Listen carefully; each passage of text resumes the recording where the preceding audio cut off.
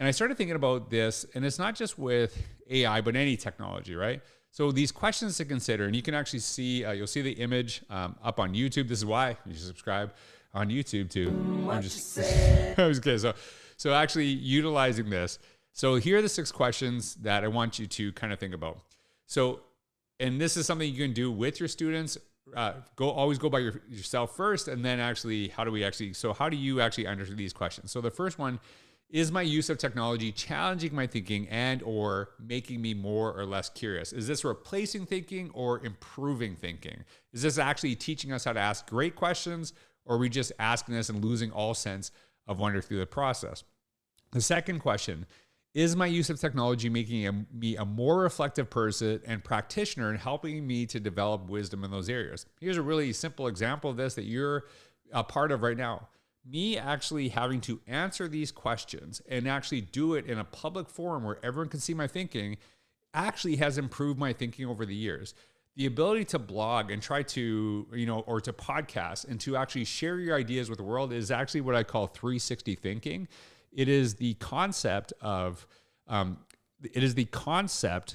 trying to understand people's viewpoints and where they're coming from, so you can address some of those concerns before they actually come up in the comments, and share some of these things too. And I'm sure there will be comments on this, the concerns, but I'm trying to, I'm not saying just let kids do whatever they want. That's not what I'm saying at all. It is actually, how do we actually do this so we can shape kids to doing it in a way that really is matters and meaningful, and opens up doors to them that did not exist for us.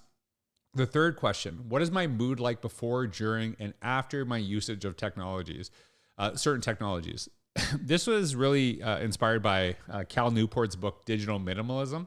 And in that book, he talks about basically limiting the amount of technology that you utilize and only using the stuff that really actually is beneficial to you. You see people like a new social network popping up or a new app popping up. And typically people just flock to these new spaces. They go to them. And I'm thinking, what are you getting rid of? And basically, where are you taking your time? I look at time is in buckets. So I have, time that I spend on this social media, spend on creating, whatever.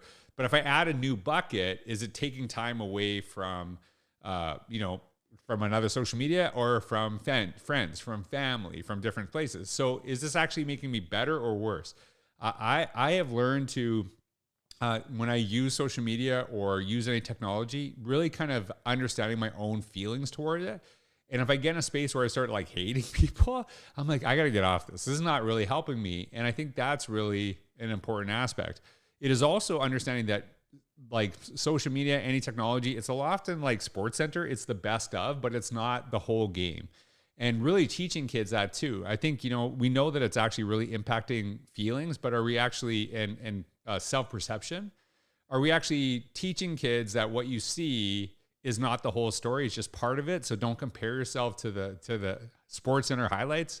Understand there's a whole game that you're not actually seeing through this platform right now.